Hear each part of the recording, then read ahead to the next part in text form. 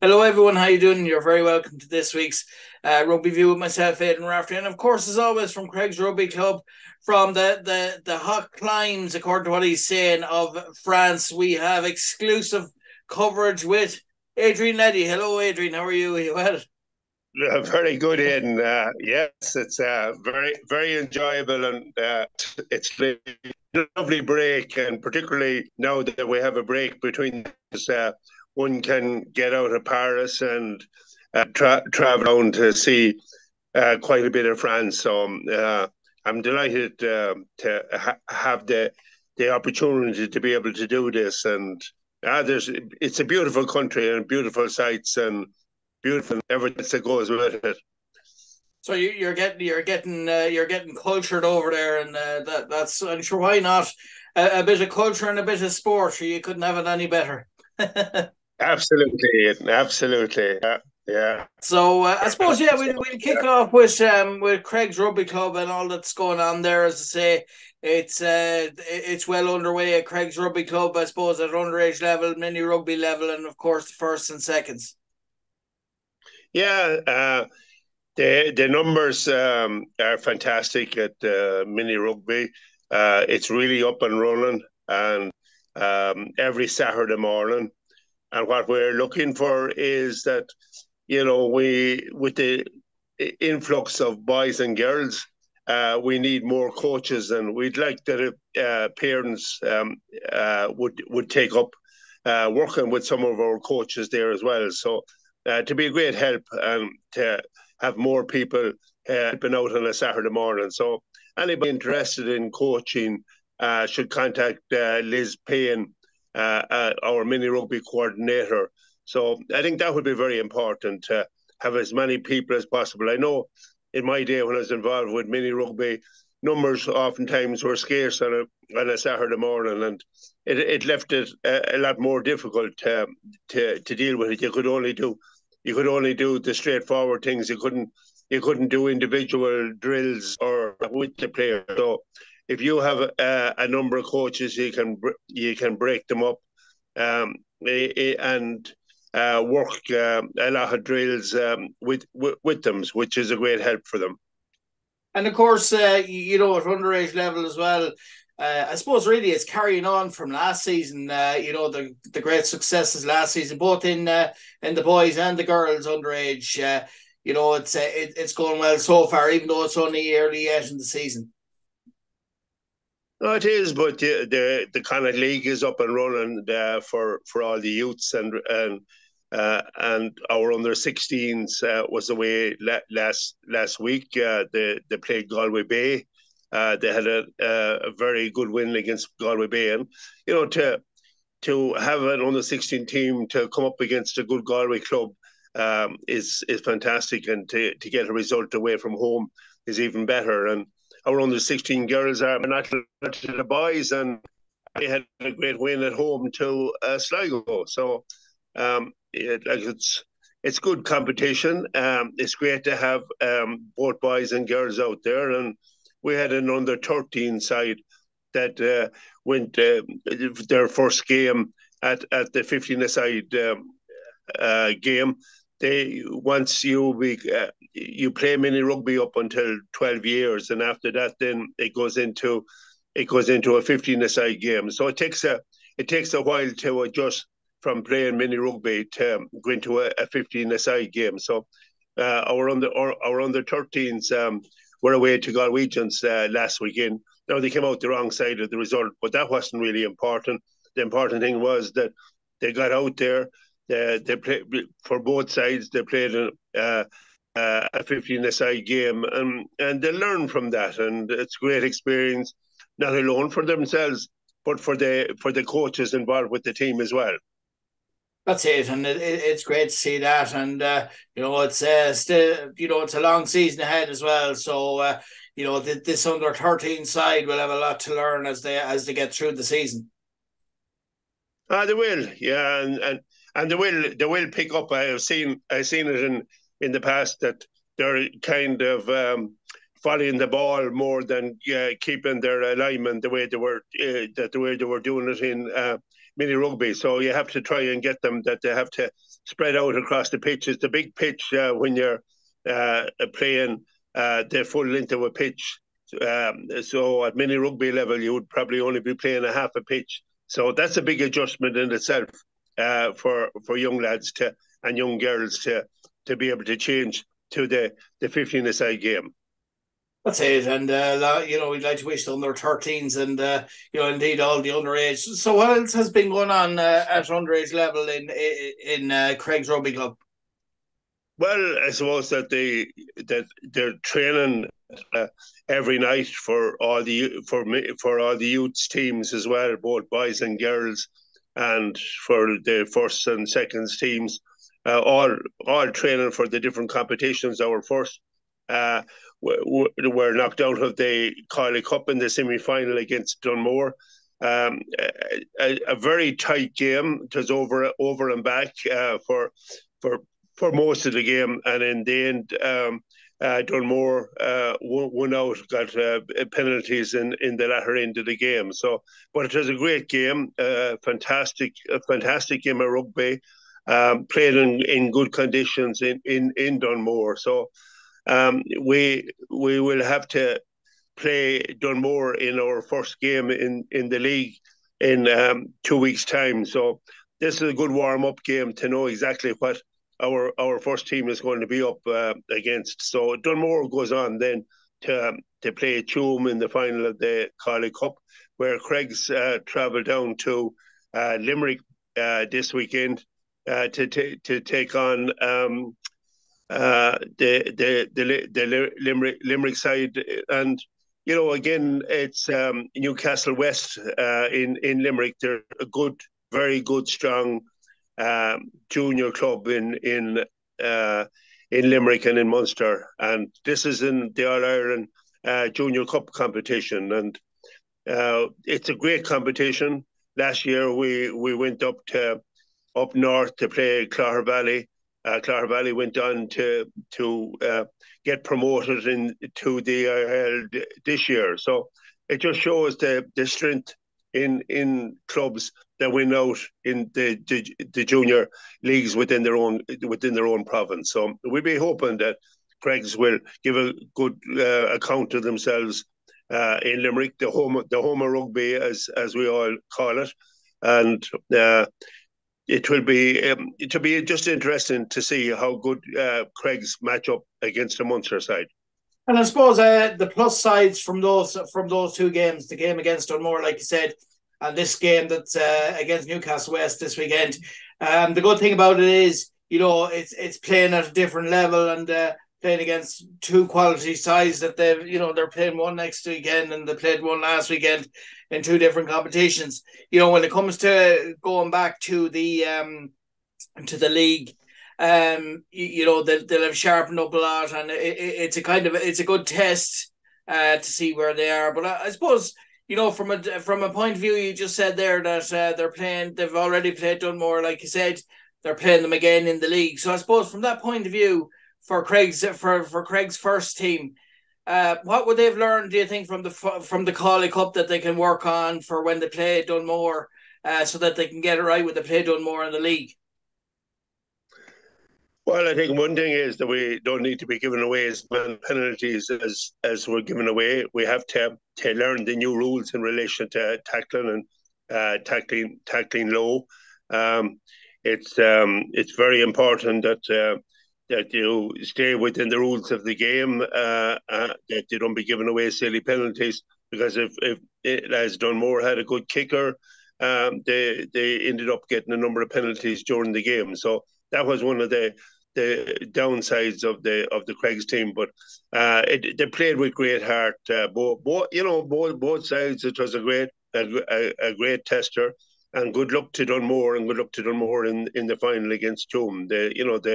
As I said, they won the game deservingly, and we wish them luck in the final. And I suppose over the next couple of weeks, more and more of the first team players will be coming back into the side as well. So that'll obviously steady the ship as well. Oh, you're absolutely right, Hayden. There's a few stalwarts there that uh, can come back into the side, and we welcome them back. Now, our captain, Brian Diffley, got injured in the Dunmore game, so hopefully that is not a long-term injury. And I haven't heard the update on the situation, but I would say that he won't be fit for this weekend, but hopefully that he'll be fit for the following week against Dunmore, because Brian is an influential figure on the Craig's team. Is like Johnny Sexton is to the Irish team. We need to have Brian on the field. He's a natural leader. He plays hard, and a lot of the team respects that, and tries to. It lifts the whole team around him in Craig's. And of course, I suppose with like any natural leader as well, Brian would be. We'd first of all like to wish him a speedy recover from whatever the injury is, but also like from his leadership qualities. I suppose a lot of people say, and it's to do with what you say in the dressing room and what you say throughout the game, but it's also leading by example. What you do on the pitch, what you do on the training pitch. On and off the pitch, I suppose, really in all aspects, that's the sign of a true leader, and that's obviously what he brings to the table. I think that's very important. I think that's important that Brian is fit for the Dunmore game, because it's his leadership on the pitch is very important. And I know that he has a few good players around him that has been playing for a while as well to give him that support. But when you have a lot of young players within a side, you need to have a couple of leaders there to carry the rest of the team and to give them that confidence in the game. So when their heads go down, you need somebody there to be able to pick them up and to go again. You just can't allow yourself to that if the opposition scores a try, that your heads go down, that you just have to come back again at the team. And that's that's the Craig's quality over the years, and we have won a lot of games in the couple of minutes of games. That's it. And moving on then to AIL, and I suppose the Connacht teams that are involved, and I suppose they include Buccaneers, Buccaneers, and also Sligo Rugby Club, Carrick Rugby Club, Galwegians, Corinthians, all those teams. Their seasons are well underway in the AIL as well. Yeah, the other thing that has started up is the Connacht schools leagues as well. They have kicked off last week. So again, we're going to have reports on schools coming in now as well. So the CBS will be out and involved both at senior level and junior level. And the same with the community college, the Ballygar school, other schools, secondary schools around. So we look forward to giving a report in relation to the schools league during the season. So and it's great to have it up and running again, because that helps out the clubs. The schools games are normally played on a Wednesday. A Wednesday during the week, and the same players can play then for their club at the weekend. You mentioned the Buccaneers and AIL. AIL is going to be up and running, as you say, next weekend for all the clubs. The club is like the Buccaneers. You mentioned Sligo will be in it. Galwegians, Corinthians, and Ballina from Connacht. So again, that's will be a great competition. It's Buccaneers have been doing very well. They're playing at the highest level within the division. So they, we'll be looking forward to Buccaneers putting in a good year. Last year they came a bit unstuck in the end. So let's hope that they can turn it around this year. And they have a lot of young lads coming through, because their under 20s are going extremely well. They had a big win against college in Galway, University of Galway. last weekend. So therefore, they qualify for the um, uh, Division 2 spot in the Leinster League, and they'll have a league fixture every weekend now within the Leinster League. So that will be the under-20s. And the second side in Buccaneers is going very well this year. They had a good victory over Ballina last weekend in the semi-final of the Curly Cup. So, again, Buccaneers there will take on Corinthians in the final of that competition. That's the Curly Cup. It's in honour of Mr. Corley in Ballyhonest that put up the cup for the competition. So again, it's normally the final is played in Ballyhonest. So we look forward to a good game there between Ballina and Corinthians in the final. That's it, and of course that brings us on to Connacht Rugby as well, and their pre-season preparations have been going well, and it's getting very near that key time when the UFC the league will be starting, and that'll be what it's all about. Yeah, just before I go on to Connacht, I just mentioned Sligo and Carrick. Sligo lost out to a very strong Turn-Your side in the semi-final of the Bateman Cup last weekend. Again, that's an old established tournament, and Sligo had a home game against Turn-Your, but they came up against a very strong Turn-Your side and lost out. Their seconds lost out to Ballinasloe in the Curly Cup plate. And again, their youths and their women's rugby is continuing to from strength to strength. They're very strong at underage level within Sligo. They have a very good structure there. And Carrick-on-Shannon continues to play friendlies until their particular Connacht League gets up and running, and their youths and minis are fully taking part, and they have a great turnout in Carrick of mini rugby as well. So there's a good future there for players coming on. And as you mentioned, in Connacht is the same. They're getting these warm up games prior to getting into the URC. They had a trip to the last game they played. They had a trip to Edinburgh there, and they won out. Had a great win against Edinburgh, 45-19. Naturally enough, Edinburgh would be missing all the players that's away with Scotland, so they would have a lot more players missing than Connacht would have, and there would be on the strength Edinburgh side. Edinburgh will be different when we meet them in the URC competition. So. Again, Connacht is looking good. They're having they've quite a good few warm-up games now done at this stage, and according to the coaching staff, they're very happy with the way things are working out for them. That's great, and I suppose that takes us on. Yes, everybody. What we were all looking forward to. We were all really looking forward to the South Africa game, but I suppose the lads, the way they are and the way Andy Farrell coaches them, they won't be getting carried away with that victory over South Africa. They'll know the job isn't done yet, and they know that Scotland will be a formidable outfit this weekend. Oh, absolutely! This is the game that it's all to play for. Like if we lose this game, we're on the way home. So this is the importance of this game.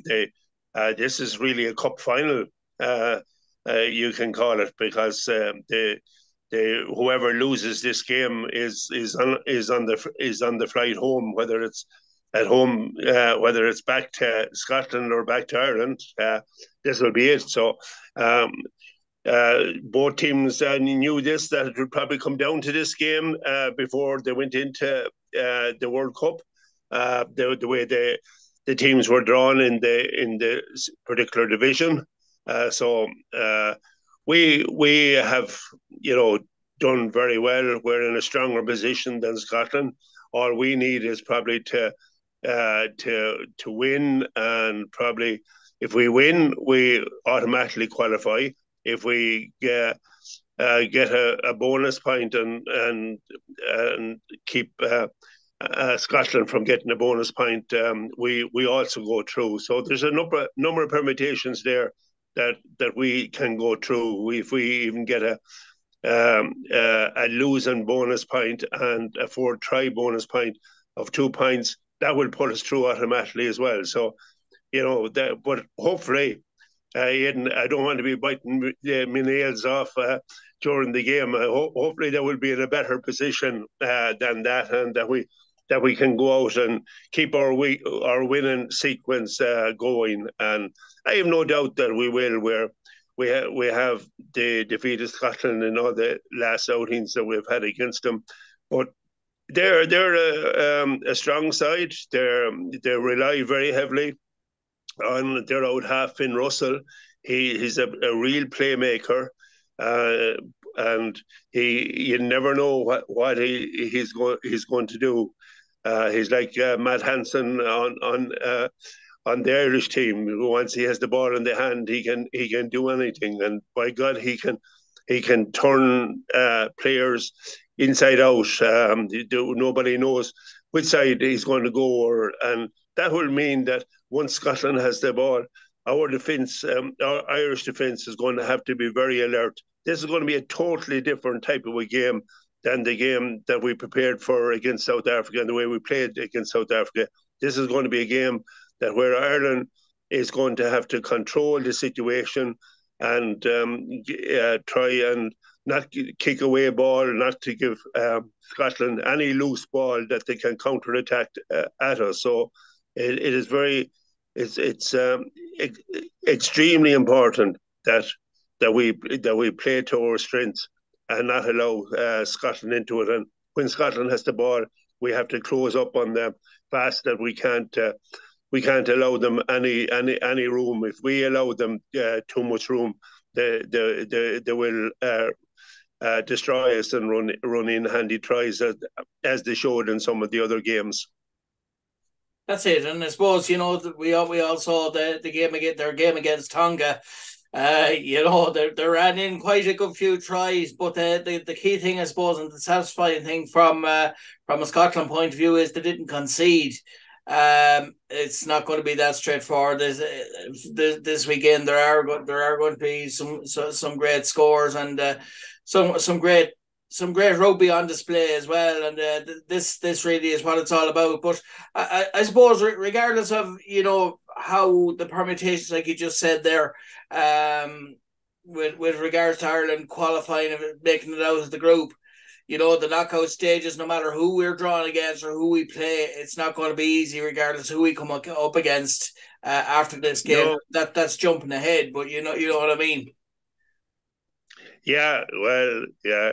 As coaches will always say, you don't look ahead. You just take what's in front of you. We have to concentrate on Scotland. We have to get Scotland over first. But you're right in saying that whoever goes through, that from now on, it's going to be real final days, because whether whoever comes through from our division will be either facing France or New Zealand, and more than likely New Zealand. So they're all going to be tough games in all the different sections now, and that's what you expect. That's the top teams will always come to the front. There's very few surprises in what.